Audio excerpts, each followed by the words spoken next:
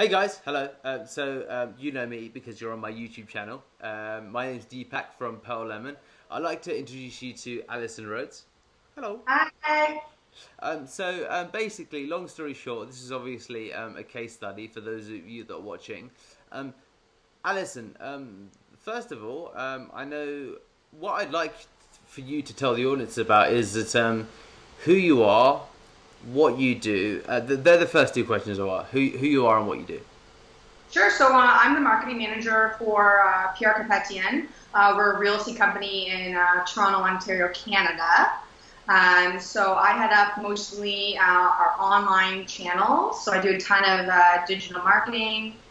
So kind of everything from SEO, like handling our SEO freelancers to our ad campaigns to even like print stuff.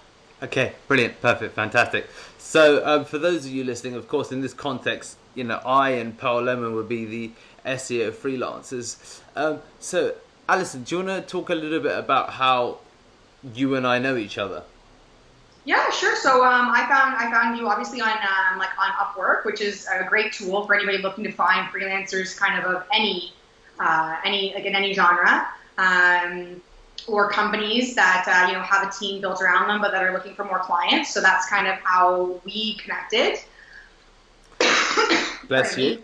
That's okay. And what was the reason that you even went searching for an SEO person? What was the struggle that your business was facing? So we really wanted to be found. We invest a ton in blog content education and trying to like really educate people who are coming to invest with us, which is a primary business revenue stream for us is investing. Brilliant. So we really wanted to take that blog content and that education that we've been building and really help people find us organically. We're out there searching rather than constantly just feeding ads to them and kind of putting stuff out there. We wanted them when they were actively searching to be able to find us. Okay, brilliant. And so you went on Upwork, as I understand, in search of a company that could help you organically. And was this the first time that you'd searched for someone working in the SEO space, or had you already, as a business or personally, dealt with like an SEO provider?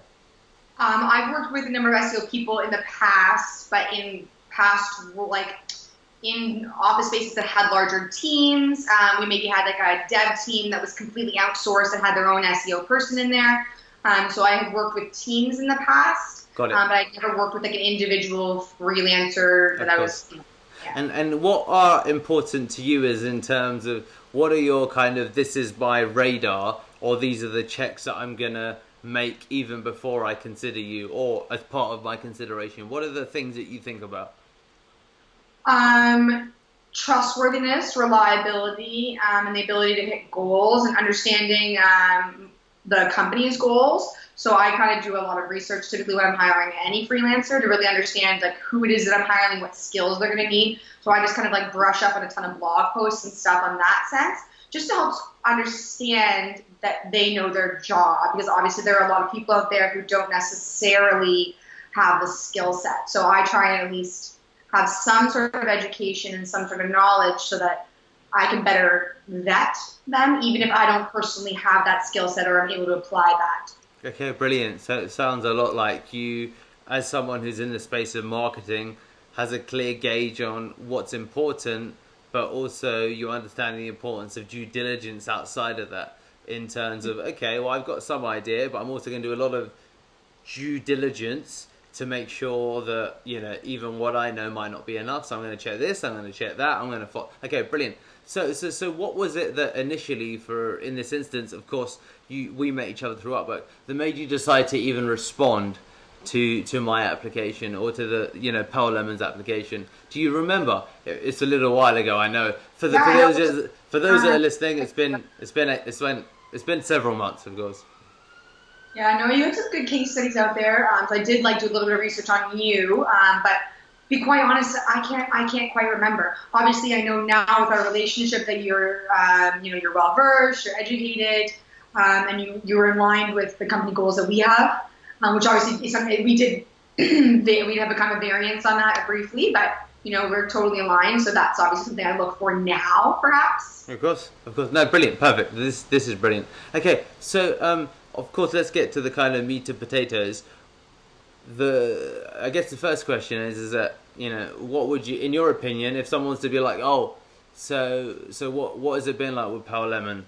How are those guys doing for you? What honestly, what would your answer be? Warts and all. Honestly, it's been good. We've grown organic channels. At times, we've been focusing maybe on.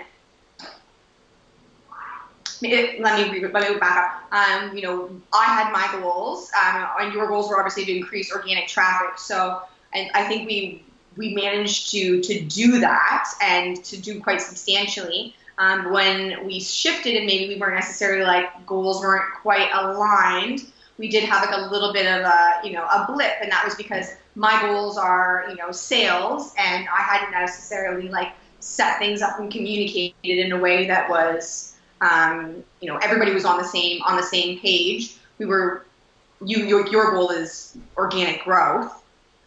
So you were achieving that, but it wasn't necessarily achieving my goals, even though part of organic growth would help me get to my goal. We kind of had to tweak that plan a little bit. No, that helps answer. No, it does help. My purpose of this case study, of course, that people know that it's a case study, that you're completely, brutally honest. So a couple of logistical questions. As people that are listening to it. How long have you been with Pearl Lemon as a business? How many months has it been?